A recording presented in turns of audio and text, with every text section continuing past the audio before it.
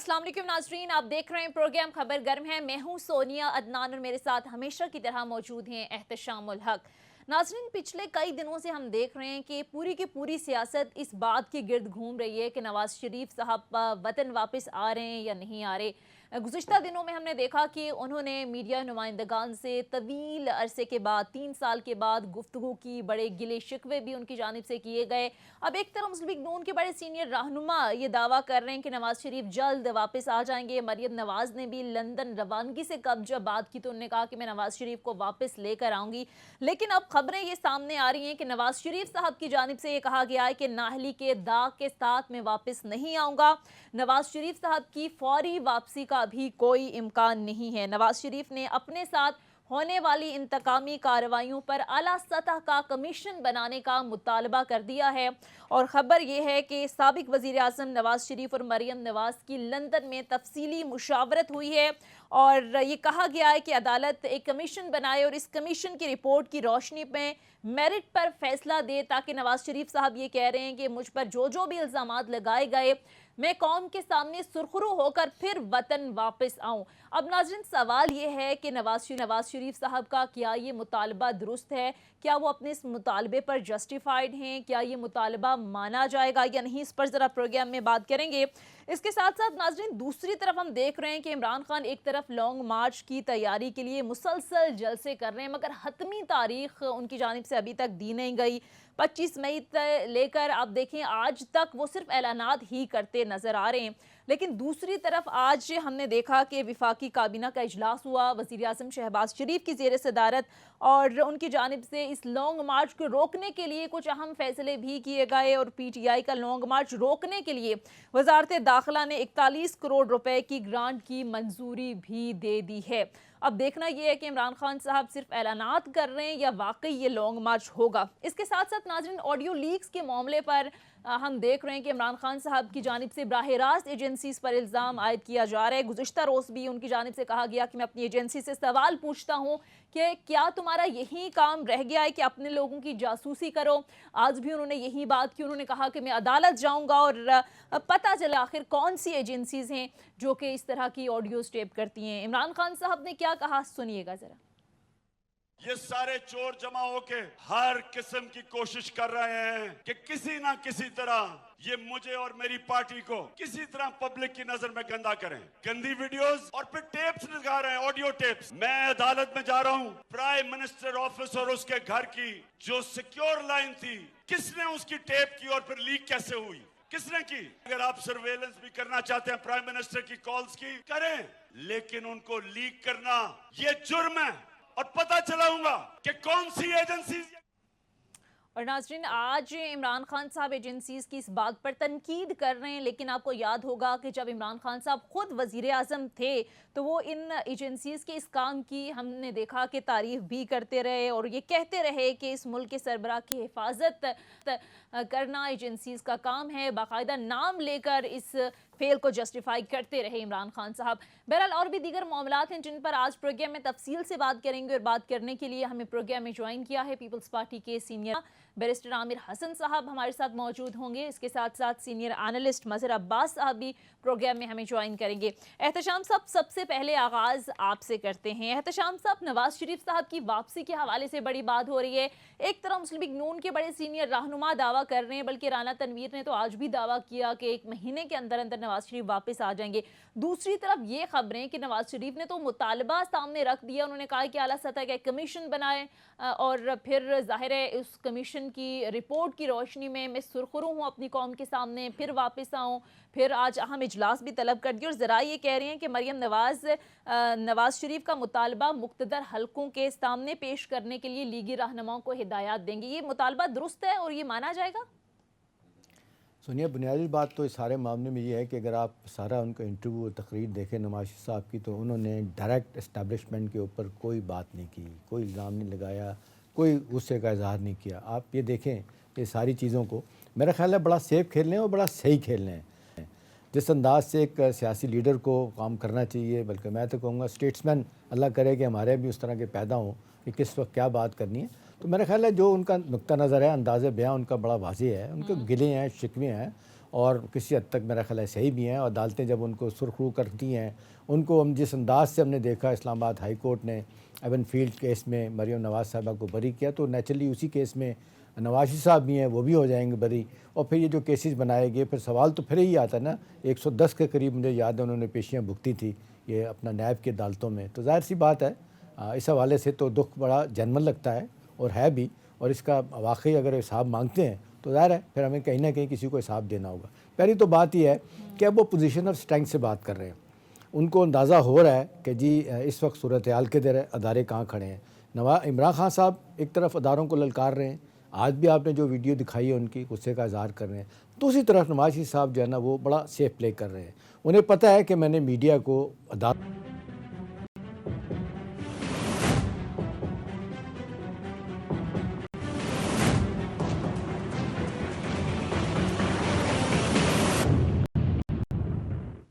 Break के बाद खुश आमदीद। आमिर हसन साहब, ज़ाहिर तोशा खाना के मामले पर इमरान खान साहब पर बड़ा क्रिटिसाइज कर रही है गवर्नमेंट भी, और ज़ाहिर है आपके लोग भी बड़ी बात करते हैं, लेकिन पीटीआई ने तो आसिफ जरदारी के खिलाफ भी तोशा खाना रेफरेंस दायर कर दी है। तो कैसे देखते हैं, मुश्किलात आपके लिए भी पैदा हो सकती हैं इस मामले पर? ये कोई पहला काम है जब इनकी हुकूमत इन्होंने तोशा खाना केस किया और उससे निकले सैकड़ों करें। देखिए कोई ये नई बात नहीं है। प्रेसिडेंट आसिफ अली जरदारी के खिलाफ जितनी दफा भी हर डिक्टेटर ने भी किया है केस, दूसरी हुकूमतों ने भी किया है, इमरान खान ने भी जितने कर सकते थे केसेस किए हैं। देखिए हमेशा वक्त के इंतखाब की जरूरत होती है। इमरान खान और तहरीक इंसाफ लोगों का टोला है।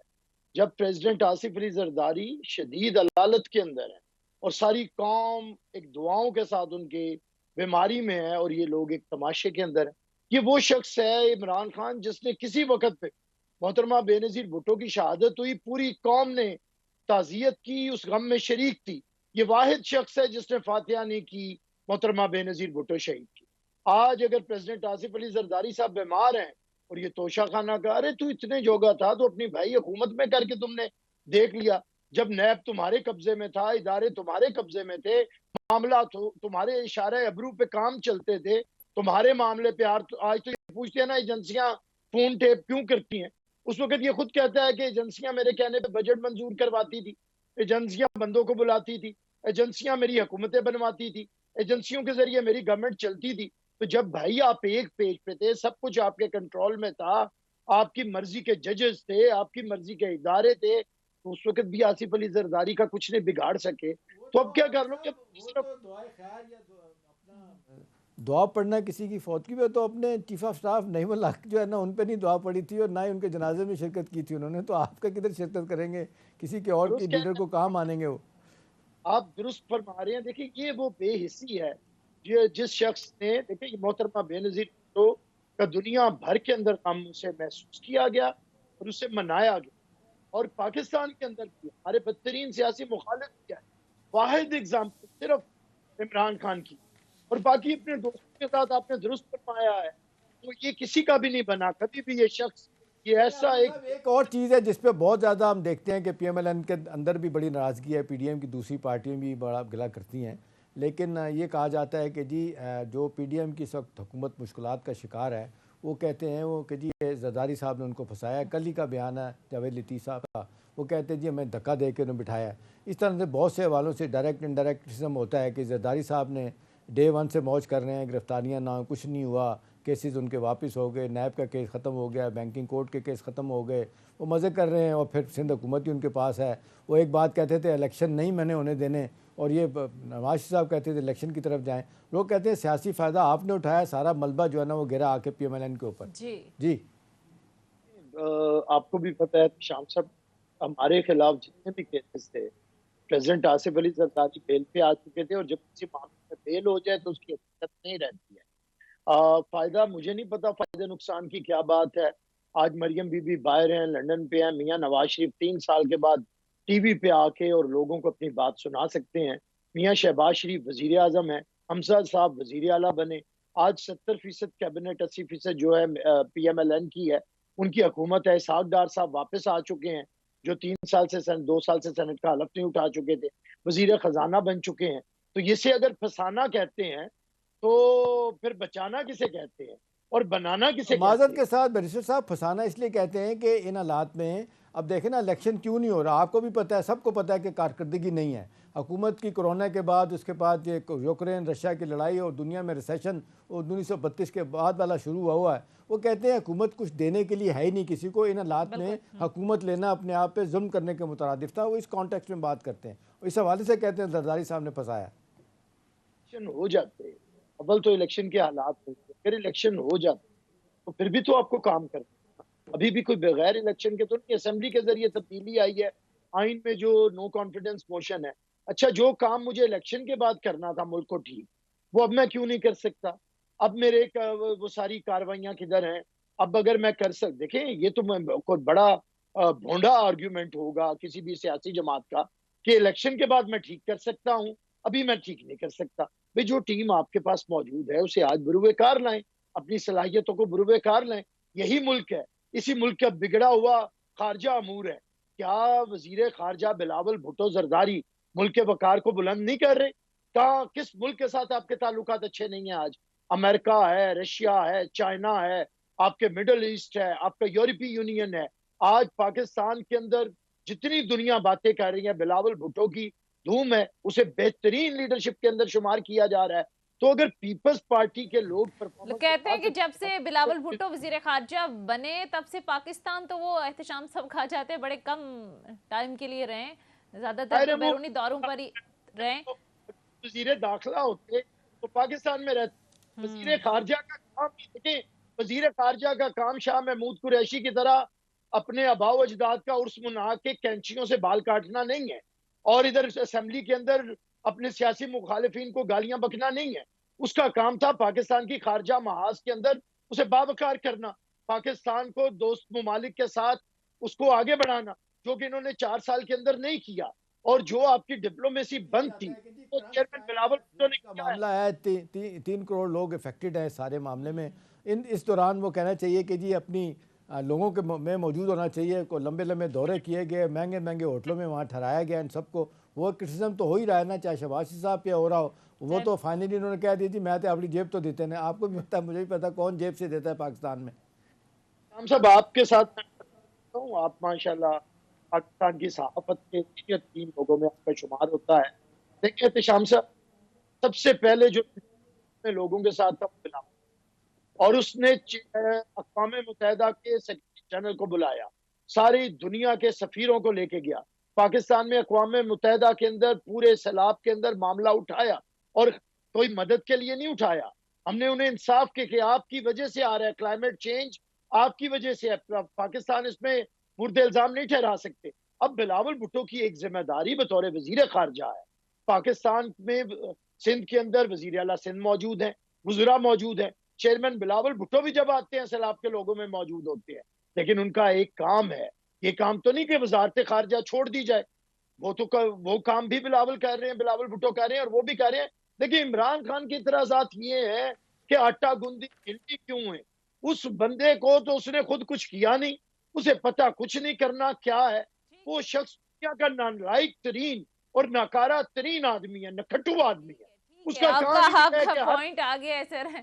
ये मुखालफीन, जाहिर है सियासत के अंदर एक दूसरे के ऊपर ब्लेमबाजी का सिलसिला तो चलता रहता है। लेकिन एहतशाम साहब, ये ज़रा मैं आऊँगी राना सनाउल्लाह की गिरफ्तारी के मामले पर। विफाक और पंजाब में एक नई जंग छिड़ गई है, अगर मैं ये कहूँ तो। आपको क्या लगता है मामलात, आपको लगता है कि किसी ऐसी सूरत हाल की तरफ जा रहे हैं, या सियासी पॉइंट स्कोरिंग है? देखिए बुनियादी तौर पे तो आप जो कह रही हैं पॉइंट स्कोरिंग के अलावा कुछ भी नहीं है। आज जिस तरीके से आपने देखा कि उनकी एक स्पेशल टीम आई थी गिरफ्तार करने के हवाले से, फिर उन्होंने गिरफ्तारी के लिए छापे मारे नहीं थे, और फिर इसको काउंटर करने के लिए राना सनाउल्लाह साहब की तरफ से एक दरख्वास्त दी जाती है, वो वहाँ से खारिज कर दी गई क्योंकि उस पर साइन ही नहीं हुए थे राना साहब के। तो मेरा ख्याल है इनको भी चाहिए कि होमवर्क तो अपना पूरा करें ना। दोनों तरफ से ये हो रहा है कि जी किस तरीके से, एक तो है कि एक दूसरे को तो आप देख रहे हैं कि वो मुकदमात में फंसाने की एफर्ट तो हो ही रहा है। दूसरा ये कि लोगों को बताने के लिए कि जी हम बिल्कुल सही हैं। ठीक है, अब जिस तरीके से राना सनाउल्लाह साहब के ऊपर 20 किलो हेरोइन डाली गई थी, वो भी मुकदमा 8-9 महीने वो जेल में रहे, गलत हुआ, लेकिन और दूसरी फवाद तरफ चौधरी उनके ने खुद एतराफ़ भी किया। फिर दूसरी तरफ उन पे और भी इल्ज़ामात लगाए जाते हैं, उनकी पार्टी के लोग लगाते हैं कि जी देखें, और तो और वो जो कहते हैं पता नहीं कितने लोगों को कत्ल करवाया। आबिद शेर अली के वालिद साहब जो हैं, जो शेर अली आज भी हयात हैं, वो कहा करते थे इतने बंदे मरवाए हैं। फिर मॉडल टाउन का इल्ज़ाम भी उन पे लगता है, शहबाज साहब पे भी लगता है। ये इल्ज़ामात की हद तक तो सारे लोग बात ही कर रहे हैं, मिर्ची साहब करते तो हैं।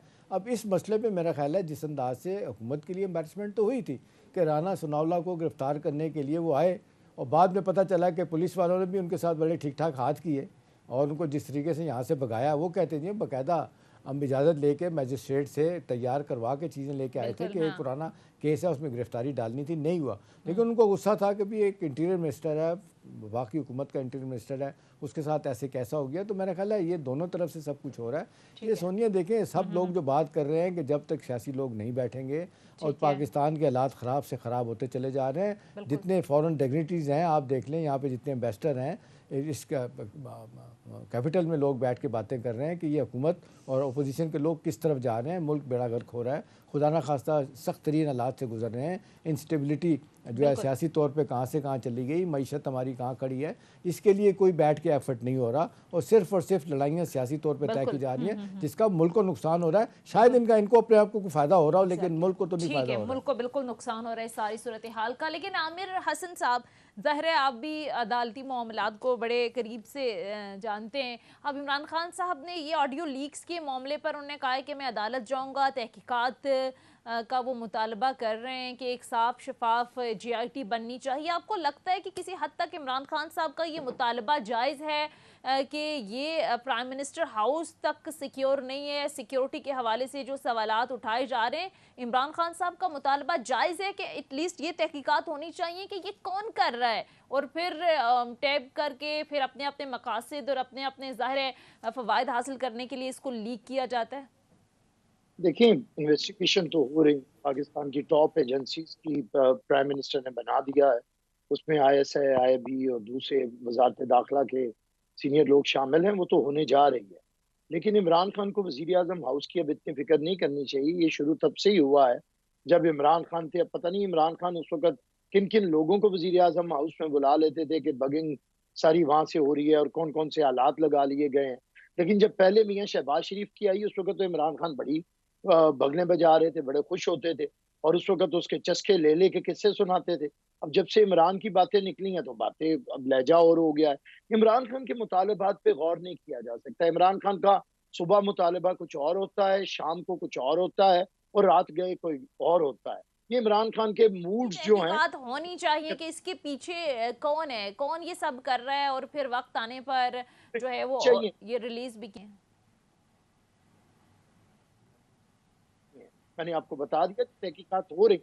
अब मैं एक आगे बढ़ाऊंगा जो एहतशाम साहब ने अभी बात की है। मुल्क में पॉलिटिकल स्टेबिलिटी और जो इकोनॉमिक स्टेबिलिटी के अंदर डायलॉग की जरूरत है।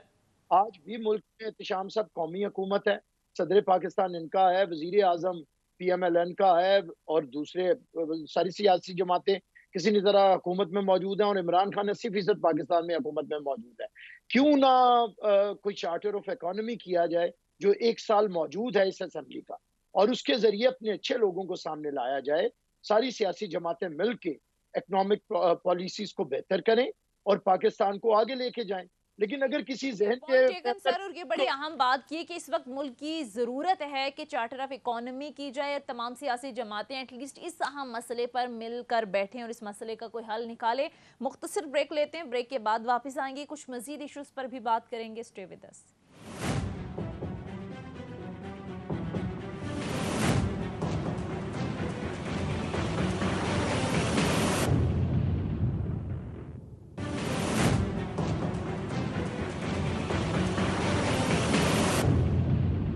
बाद खुश आमदीद एहतशाम साहब, अब क्या मामलात आगे आपको लग रहे हैं? एक तरफ लॉन्ग मार्च की बहुत ज़्यादा बातें हो रही हैं, नवाज शरीफ की वापसी को लेकर भी ज़ाहिर है मामलात देखने में सामने आ रहे हैं, गो के बहुत ज़्यादा कहा जा रहे हैं आएंगे, लेकिन अब सूरत हाल कुछ वाज़ेह नहीं है। क्या मामलात, मुस्तकबिल का सिनेरियो क्या? एक तो बात सुनिए बड़ी तवातर के साथ जो हो रही है वो तो इमरान खान साहब के मुतालबात जो बड़े थे वो तो अभी तक मंजूर नहीं हुए। मर्ज़ी के एक अहम तयनाती में उनका रोल और प्लस जल्दी इलेक्शन करवाने वाली बात, ठीक है, उसका फॉर द टाइम बिंग तो उनको बड़ा फ़ायदा हो रहा है, गवर्नमेंट को शायद नुकसान भी हो रहा है। गवर्नमेंट ये सोचती है कि भाई कुछ करके डिलीवर करके फिर इलेक्शन की तरफ जाएं, और जिस तरह हम देख रहे हैं इसहाक डार साहब आ गए हैं, कुछ उन्होंने कर भी दिया, कुछ लगता है कि करने वैसे में वो कामयाब भी हो इसहाक डार जाएंगे। आईएमएफ और वर्ल्ड बैंक से मुज़ाकरात के आज लिए गए सर हैं, अमेरिका मुज़ाकरात रवाना के लिए हो गए, चले तो गए क्या हैं। देख रहे हैं आप? देखिए वहाँ पे तो अब रिलीफ तो उनको मिल रहा है, मतलब अच्छा। मानने वाली बात है। मिफ्ता इस्माइल साहब परेशान थे कि ये जो अपना जिस अंदाज से पेट्रोलियम लेवी सब्सिडीज लगानी दी थी, हैं। वो 10 रुपये लगाने के बाद बढ़ाने के बाद 50 रुपये तक लेके जानी थी, वो नहीं लगा रहे, वन टाइम रोक दी गई है। हाँ। उनका ख्याल है, जाते उन्होंने कहा है कि मैं कन्विंस करूँगा उनको, बल्कि उन्होंने ये भी कहा है कि इमीडिएट नोये के जो कर्ज़े हमने वापस करने हैं उसमें भी मैं रिलीफ लेने की कोशिश करूँगा, फ्लड्स के लिए अलहदा मज़ीद एक असिस्टेंस लेने की कोशिश करूँगा। देखें दुनिया कंसिडरेट तो हो रही है, लेकिन सोनिया अफसोस की बात यह है कि वो कहते हैं डोनर फटीक, अब इतनी ज़्यादा मामलात ख़राब हो गए हैं अब थर्ड वर्ल्ड दुनिया के कि वो पैसे दे दे के वो भी तंग आ जाते हैं। बिल्कुल, और फिर जिस अंदाज से हमारे यहाँ हुई कंसर्न तो बड़ा लोगों ने किया, इनिशियल 1,60 मिलियन डॉलर की आपने देखा, यूएन सेक्रेटरी जनरल ने अपील की थी, वो कहा जाता है कैश में 30-35 मिलियन से ज़्यादा नहीं आया। अमेरिकन भी सपोर्ट कर रहे हैं, कैश में काइंड में तो पैसा आया, लेकिन जिस तरह इनकी बहाली होनी है, आप देखें ना हमारा इंफ्रास्ट्रक्चर जिस तरह बुरी तरह तबाह हुआ है, 32-35 बिलियन डॉलर का फिगर आ रहा है, उनकी बहाली के लिए रिहेबिलिटेशन के लिए कहाँ से आएगा।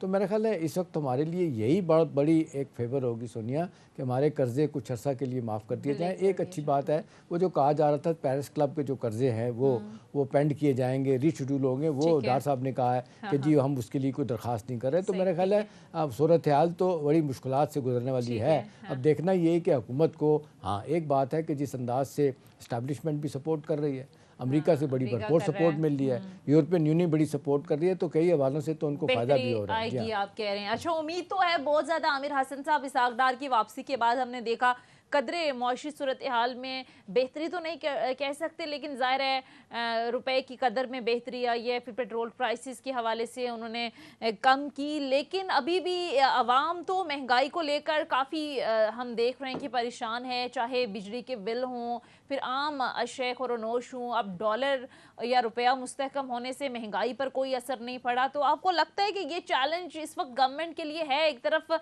इमरान खान साहब चैलेंज बने और दूसरी तरफ आवाम को रिलीफ ना दे पाना? आप दुरुस्त फरमा रही हैं। मैं इमरान खान को बड़ा चैलेंज नहीं समझता। बड़ा चैलेंज हर हुकूमत के लिए आवाम की खिदमत है और आवाम और ये की सिर्फ मैनूवरिंग से आवाम को नहीं किया जा सकता। डॉलर का क्या रेट है इससे आवाम को कोई फर्क नहीं पड़ता।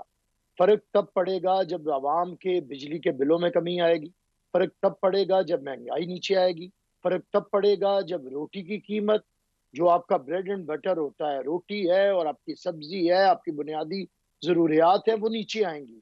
तो मैं समझता हूँ इसहाक डार साहब तब कामयाब होंगे जब डॉलर की बजाय रोटी की कीमत नीचे आना शुरू होगी, जब पाकिस्तान के अंदर बुनियादी जरूरतें हैं वो आसानी होगी। जब पाकिस्तान आज लोगों के लिए बिजली का बिल देना इंतहाई मुश्किल है। मैं जानता हूं कि लोगों के जो हालात हैं, गरीब आदमी तो गरीब आदमी, सफेद पोश दरमियाना तबका तंग है, लोगों की जितनी तनख्वाह है उतने बिजली के बिल हैं। ये जालिमाना शबाशी साहब ने इस पे नोटिस लिया था पिछले महीने, जो बिजली के बिलों में बेताशा इजाफा हुआ था, लोगों का ख्याल था इस माह के बिलों में कमी होगी, लेकिन इस माह के बिलों में कमी नहीं हुई, मामूली से 19-20 का फ़र्क पड़ा है। तो लोग ये कह रहे हैं कि रियासत लूट रही है, जिस अंदाज से बिलिंग इतनी ज़्यादा हो रही है, वापडा और बाकी जो हमारे अदारे हैं वो तो टैक्सी तो अपनी जगह है, बिजली के बिलों ने जिस वक्त तबाही फेरी है, इसको कोई नहीं रोक रहा। जी आप एहतशाम साहब बिल्कुल दुरुस्त फरमा रहे हैं। ये जालिमाना निज़ाम है पाकिस्तान के अंदर राइज। ये जो टैक्सेशन का है, डायरेक्ट टैक्सेशन सरमायादार से की नहीं जाती है, इनडायरेक्ट टैक्सेशन के ऊपर गरीब आदमी भी उतना टैक्स दे रहा है और मुल्क का अमीर तरीन आदमी भी उतना टैक्स दे रहा है। ये वो जालिमाना निज़ाम है जिसमें मुसीबत है। और आज आके क्योंकि पता है कि कोई भी हुकूमत कामयाब नहीं होती अमीर आदमी से टैक्स लेने पे, तो फिर वो इनडायरेक्ट टैक्सेशन पे जाते हैं, बिजली के बिल बढ़ाते हैं, पेट्रोल प्राइसेस बढ़ाते हैं और दूसरे जो टैक्सेस हैं वो बढ़ते हैं इनडायरेक्ट। तो मैं समझता हूँ कि इसकी तरफ तवज्जो देनी है तादी हुकूमत को भी, इसहाक डार साहब को भी। और मैं आज भी कहता हूँ इमरान खान चैलेंज नहीं है, चैलेंज मुआशरी सूरत है, चैलेंज अवाम के होशरुबा महंगाई है, अवाम का दो वक्त ना मिलना, बेरोजगारी, गुर्बत, ये चैलेंजेस है। और इससे निमटना पड़ेगा।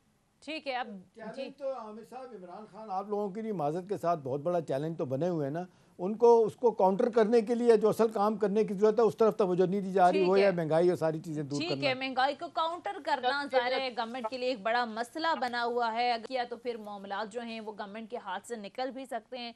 बहरहाल बहुत बहुत शुक्रिया पीपल्स पार्टी के रहनुमा बैरिस्टर आमिर हसन साहब प्रोग्राम में हमारे साथ मौजूद थे। नाज़रीन, ये था हमारा आज का प्रोग्राम। फीडबैक ज़रूर दीजिएगा। अगले प्रोग्राम तक इजाज़त दीजिए। खुदा हाफिज़।